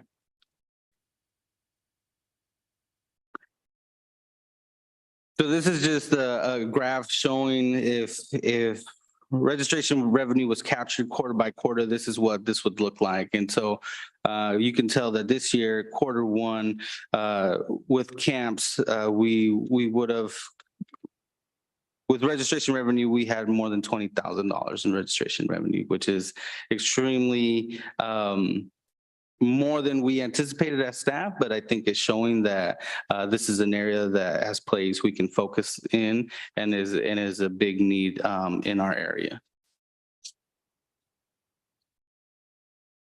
And so if we take registration year by year, we're more than halfway of registration revenue than we did all of last year, and surpass all of what we've done in previous year combined. So when I say that we've bounced back, I think that's a pretty good thing to say, that we're more advanced than we would thought we would be, especially after the pandemic. In the summer, plays had been busy, as well as events of hosting or being part of other events. We even provided a summer meal program, and this is the second year we've done that. The summer meal program was a 7-week program. We also supported the Wood Village Baptist Church. So the summer program we ran was here at the Donald Robertson Park. And that was a fitting, I think, opportunity and a program for us to do, as it ran concurrent to a lot of our camps. So alleviating parents to having to provide their own meals for campers on top of registration fees, we were able to help cover that cost as well. Something new for this year is that we extended the program for a week, longer than traditionally would have happened. And so we were us and the Wood Village side were the only sites that extended it 1 week, and that's due to the partnership we have with the Reynolds School District. No, and that's good, because I mean, the first time council gave money to the Wood Village Baptist Church, it was because there was it didn't start until a week after school ended, and it ended a week before school started. So there was, 2 weeks without lunch. And then also, we wanted the parents to be able to do more than just, buy a sandwich for $1.25 in order to eat with their kids. And so, we're just happy that program is ongoing as a component of Play East. There's still some periods where there's food insecurities, but I think we are headed in the right direction. And I think the school district sees that. And so us asking for an additional week and being able to have their staff support that, looking at next week, I think we ask for an additional week and just, kind of start filling in those gaps. And so over the course of the 7 weeks between both sides, we were able to serve more than 1,600 meals, which has been the most we've done I've been around for the program for quite, several years, and I think we're really at that peak where we were previously. So I think it's a great investment, and I think something that we'll continue to look forward and doing. And we've also been asked to expand it by other community partners. So we're looking at what that looks like on our end for Play East as staff capacity, but as well as how can we just have other volunteers and community members be a part of this and help in their respective communities. Headed out the door and no one chasing him. Okay, so it looks like grandma's there. Oh, yeah. Yeah. Thank you. Yeah, and so I just wanted to share a couple pictures of events that we were a part of, camps, and just highlight I think a fun and great summer that Place was able to be a part of. And so this is just, I think, where Place will be headed in the next year as well. As we look towards fall, here's kind of what we're proposing to offer this fall with 2 new programs. Cheer has been one of those that we weren't too quite sure as dance, as it's not really replacing dance, but it's a good alternative. And still, again, looking at for other options to increase not just only the number of programs we offer, but the variety of programs we offer as well. Cool. And that, all I have for today. Councilor Minor, any questions for? Well, this is my second time through this, and it usually takes me 3 times to understand things, but I'm getting there, Jairo, and I just really want to, going back to those lunches, that is fantastic, and I heard it at the meeting here, but when you really comprehend it, 1,600 plus lunches for families and kids is a fantastic accomplishment in itself, feeding this community. So Play East, I'm pleased to be on the board, learning the programs, and really looking forward to being a part of it and being whatever help I can be and help it grow and help it really meet the needs of this community. So thanks for the report. Appreciate that. And then I forgot to mention it, but with the summer meal program, those are numbers. Also, we didn't serve a week worth of lunch due to the heat. So we technically did only serve 6 weeks, even though it was over a 7-week period. But it was a week due to the heat that Reynolds School District staff were unable to provide the meals in addition to the holidays. So 6 days we weren't able to offer meals, but we were still able to serve over 600 meals. All right. Well, thank you very much, Jairo. I mean, we appreciate the report and also appreciate your service to the program. Yeah, it's clear you're the right guy for the job. Thank you. Thank you.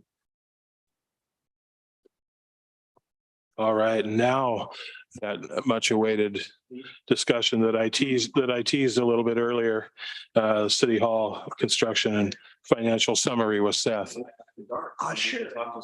That's right. Yeah, finance after dark. If we actually ran on time, it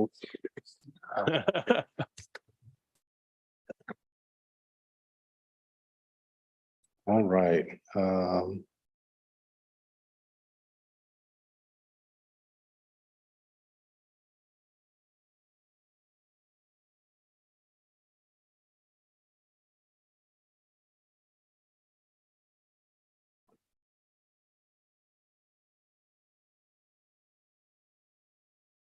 F5. No, I believe this is my fault. I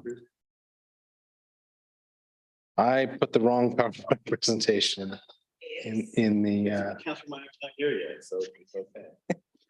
we have the V drive on here.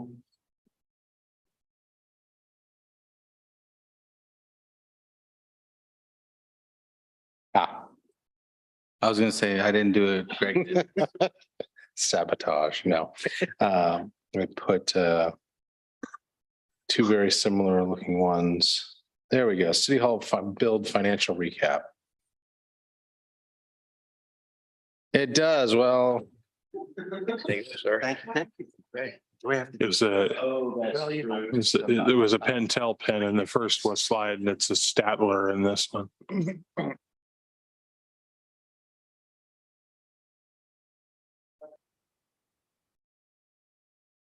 It's I wanted to make John feel good that he's not the only one that experiences technical difficulties.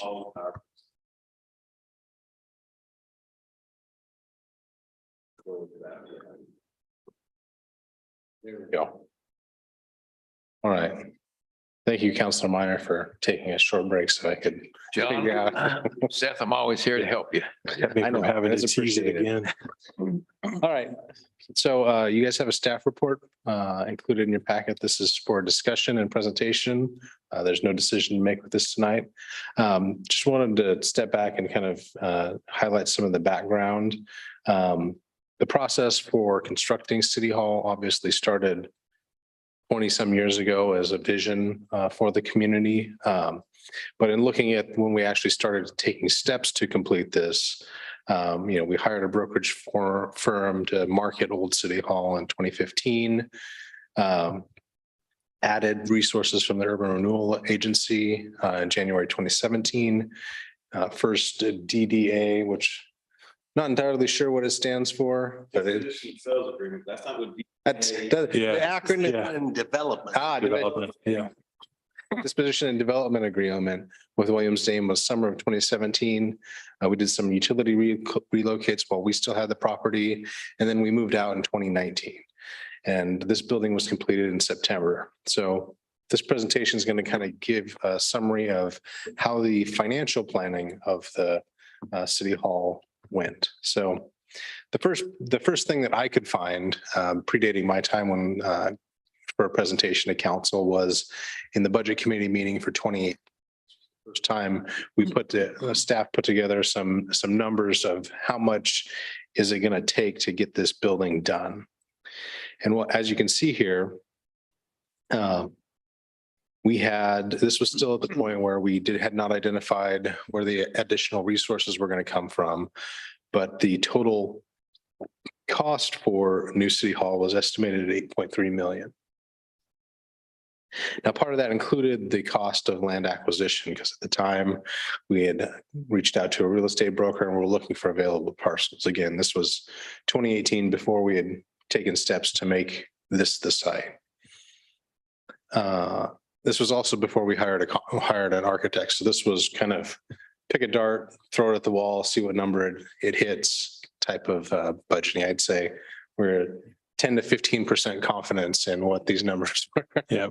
Well, I think the land acquisition cost was so much lower than what we sold the other land for, because our plan at that time was to target a piece that was not likely to develop. Yeah. That was before we had thought about being in the park. And so we anticipated getting a piece of land for significantly less than what we sold our land for. Yeah. Yeah. Well, and we were also looking for an acre size site, and we're selling a 6.7 acre site. So the next major update came after the first contract with LRS had completed. We had gone through the RFP process, selected Kirby. So in April of 2020, 2 years later, Kirby had already sent out bids for subcontractors, and some of those numbers had come in. We had estimates from LRS on what the final design should be. So we had some updated numbers on what the project costs were. We also knew that we weren't going to be spending money on land acquisition, and so some additional amenities and features for the park were planned that would have gone through as part of that land acquisition cost. We also, put in some things that we didn't know about, additional capital that wasn't going to go through the CMGC, bringing on a project manager, which was former city manager Bill Peterson, to help manage the process from our side. And we also identified some additional revenues, primarily interest revenues. And here you see that the general fund had committed to funding the gap that had been identified in April of 2018. And so this is just a blow up of what was in your packet. So you can see the progression of April 2018, April 2020, and then we've finalized our project costs. We're still going through the auditing process, but all the invoices to LRS and Kirby have been paid. And anything else now is operational rather than the initial capital build. So and kind of the key number here is the general fund was making up that funding gap. And so we had initially estimated that we were going to need 7.5 million and 2.2 of that was going to have to come from the general fund. The general fund ended up contributing 1.8 million. So about $400,000 less than what was initially planned after we had gotten a GMP price, a guaranteed maximum price. These are the key takeaways from that. I mentioned the land acquisition costs. Through the process, council directed staff to look at adding additional amenities that helped with some synergies with the park of putting in additional parking lot. That allowed us to also do some resealing on the existing parking lot. The splash pad, the plaza, the municipal Wi-Fi, all of those things weren't originally planned, but since we saved money on the land acquisition costs, we were able to put additional amenities from the parks master plan and actually build them as part of this project. And to recap, the project was delivered on time. It went from initial concept in 2018, getting our final price in 2020, completed September 2021. Obviously, that is a very abbreviated window of a much longer process to go through the process of consolidating parcels on Old City Hall, marketing that, finding a partner developer. But that's really kind of when we kicked off the process of actually moving this way. So, and it's all so on time, under budget. And we were able to deliver some amenities that we weren't thinking that we were going to be able to get in 2018. So that's all I have for tonight. Questions for Seth at all? Oh, I don't have any questions, but a project that comes in on budget and actually under budget, comes in on time. And we had a general contractor that worked with us well. And I think, the follow-up in the punch list there that we've been working through has gone well. So, this is a kind of a three-peat deal. Under budget, on time, and we're happy with it. So, and I would also highlight, I mean, we did bring former city manager Bill Peterson back on the project management, but really everyone, all of the city staff managed some part of this process. Becky, Greg, John, myself, the utility workers helped manage the moves. There were different pieces that everyone had to have kind of, contractors are great, but you kind of have to make sure that you're staying on top of it to make sure the deliverables done. And so it was an effort that, as you guys are well aware, took a lot of staff time over the 2 or 3 years that we did it to make sure that we got it right. Some subcontractors were great to work with and you didn't have to contact them.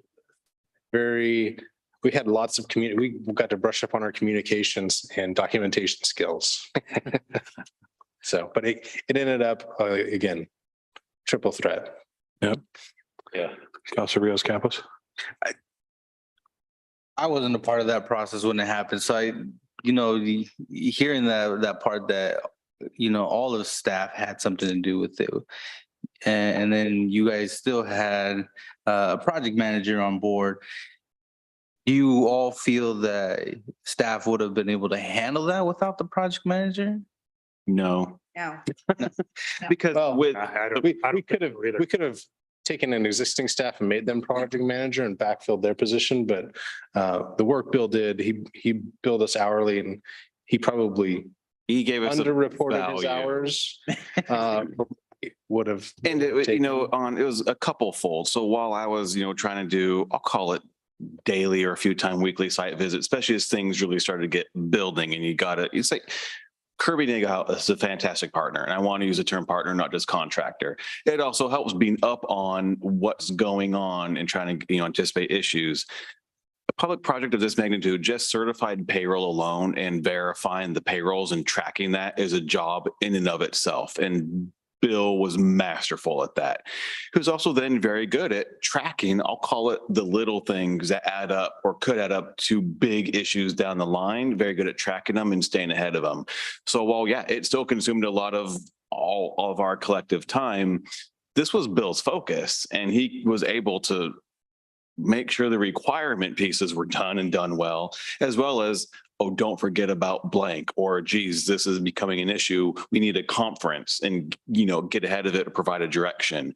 So with that being the singular focus, it really made things go exceptionally well. And the reason I ask that, because I mean, I really don't anticipate, this happening again where you guys building the city. So it's just like, I guess Yep. it's just one of those things that's like, what went well, what could have improved, and, just looking upon that. So I thought having appreciate Bill was a good thing. And Like I said, we, not just certified payroll, but looking at reviewing all the submittals, Mhm.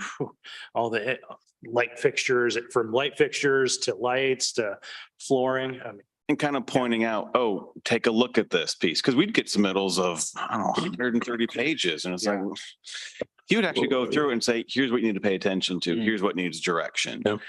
And it worked having Bill, because he, kicked off, started, however you want to call it, this project. 'Cause he was very, very familiar with it. It would have been very different if we're trying to hire a consultant type to come in. I think we'd be managing the consultant and the project. In this case, it was a value add. And I think our collective opinion. it ended up in terms of what we paid Kirby. We paid Bill about 1% of what we paid Kirby, and I feel like we saved at least 1% of time and or money. You would never, yeah, you Daily. would never want to do a project this or even smaller without a project manager. And I think it was one of our wisest decisions. It was my first. Yeah, and project manager wasn't real, how we really described it at the beginning. It was owner's rep. Yeah. And and we, but it meant that we were going to have near day-to-day communication and somebody day-to-day fighting the battles had there been battles. Kirby was, like Greg said, a partner, but I don't imagine that it always works that way. And so we might have needed him to ensure our vision. And, just a reminder, we were dangerously close to potentially needing somebody like that again, had we bought the land across the street and decided to keep it and build affordable housing. We most certainly wanted to have an owner's rep again. Can you go to your last slide, Seth? Because I got sort of a silly question for you. So we say we saved the general fund because we spent 393,566 less than we anticipated. So did that 393,566 go back into the unappropriated fund balance, and then it was budgeted for something going into this fiscal? Or since we're kind of having the closeout discussion now, does that near $400,000 still exist, and maybe we could put it into the sinking fund? So we budgeted to transfer $1,050,000 last year. Our actual transfer is $400,000 less. I think when we budgeted, I'd have to go back and look. We budgeted for $150,000 to $200,000 because at that point we were fairly certain we would get at least that much. So about half of that was anticipated as beginning fund balance, and then we had an additional $150,000 to $200,000 that is going to show up in fund balance once we close the books. Okay. And in terms of then the sinking fund, that's where we had that discussion. I want to say springtime, where essentially we talked about how permits and building department didn't pay anything up front, and they had I call it excess money in terms of expenses. That proportionate share of the building would go towards front loading the sinking fund, and then it would be the utilities on the back and doing the annual appropriation. So that actually already is a bit in called metaphorical pot of money for the sinking fund from the other source. So this is essentially unappropriated. And hopefully we'll have a good years of contributions before we need to actually replace anything on the building. So, yeah. All right. Thank you. Appreciate it, Seth. Thank you. We wanted to end on a happy note that we usually don't get to talk about. We're, on time, under budget, and you got what you wanted. Yeah, Yeah. well, no, Yeah. I'm glad you did the final report here. But, in thinking about it, had we been another 6 months or even, later, that probably wouldn't be the case, looking at time for procurement, cost of procurement. I mean, fortunate timing, as well as quality project management. I mean, I don't want to stress this project was managed exceptionally well. It also was, beneficiary of some exceptional timing. They like. Yeah. Kirby was a partner. They knew the long lead time items. And once they had the exact spec, they ordered it. They didn't need it for another 6, 7 months, but they knew it was going to take 6, 7 months for it to get here. I mean, they really had a pulse on where the industry was going based on what we were seeing with supply chain issues, worker shortages, et cetera. I mean, they were a partner, even arguing with their own subcontractors, arguing, saying, no, this is what the scope said. You don't get to charge more to do it this way. Usually that's, us as a client, the owner's rep, because they want to preserve a relationship with the sub. They said, you're not going to bill more for that. So that was an early on example that we knew we had a good partner in Kirby. Good. All right. Anyone on council have anything else for the good of the order? Besides the The event. the event on Friday, there's also a 5K costume dash, October 8th, through Play East. If you register before Friday, it's an early bird discount. Costumes are Encouraged. Encouraged. And both events are here. Will the finish line be up until October 9th? Mayor, I'll just, and Greg, the RAFA grants, I know that you don't hear a lot about those. The what? RAFA grants that the MUCTUC, and RAFA stands for Road, it's a fund. Oh, the RUFA funding. Yeah, anyways, the funds for the work that we get done in East County and the grants that go in, I think it's every 2 years, if I got that right. But anyway, Sandy Boulevard was approved, go to JPAC. 162nd Halsey to Sandy was approved, and Troutdale Trails connectivity, and then the other trail, I forget where that was. There was in any, do you remember that?